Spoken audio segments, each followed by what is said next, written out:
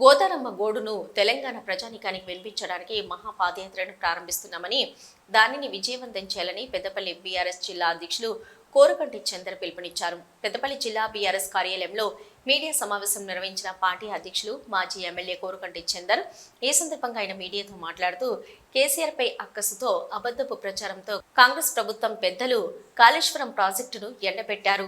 ఈ నెల 17 నుంచి 22వ తేదీ వరకు కాళేశ్వరం ప్రాజెక్టు అభివృద్ధి పేరిట మహాపాదయాత్ర చేపట్టబోతున్నామని, పాదయాత్రలో మంత్రి రామగుండం, పెద్దపల్లి నియోజకవర్గాల బీఆర్ఎస్ నాయకులే కాకుండా పార్టీలకు అతీతంగా ప్రతి ఒక్కరూ పాల్గొని విజయవంతం చేయాలని కోరారు. ఈ మహాపాదయాత్ర గోదావరి కండిలోని గోదావరి బ్రిడ్జ్ నుంచి మొదలై ఎర్రవెల్లి ఫామ్ హౌస్ వరకు 180 కిలోమీటర్లు కొనసాగుతుందని అన్నారు. ఈ కార్యక్రమంలో బొట్టు రవీందర్, జిల్లా గ్రంథాలయ చైర్మన్ రఘువీర్ సింగ్, మాజీ జాగృతి అధ్యక్షులు పెంట రాజేష్, గోపు ఐలయ్య యాదవ్, మూలా విజయరెడ్డి తదితరులు పాల్గొన్నారు. తాగడానికి కూడా నీళ్లు లేనటువంటి పరిస్థితి ఇలా వచ్చింది.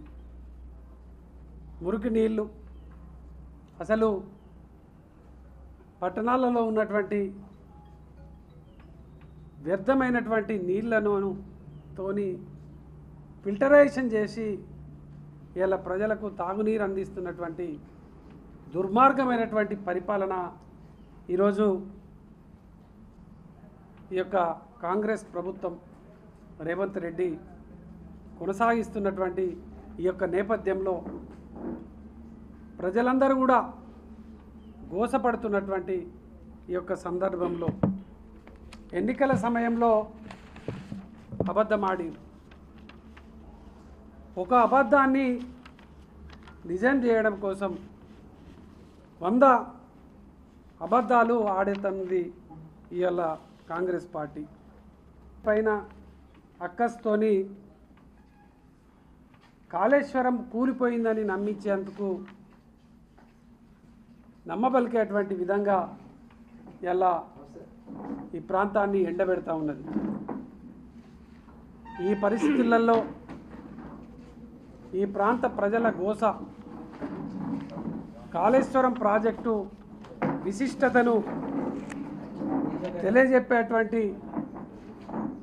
ఒక గొప్ప కార్యాచరణ ఉద్యమాల పురిటిగడ్డ నుండి ఇలా మనం బీఆర్ఎస్ పార్టీ జిల్లా నాయకత్వం అంతా కూడా మహాపాదయాత్ర ద్వారా గోదావరి నుండి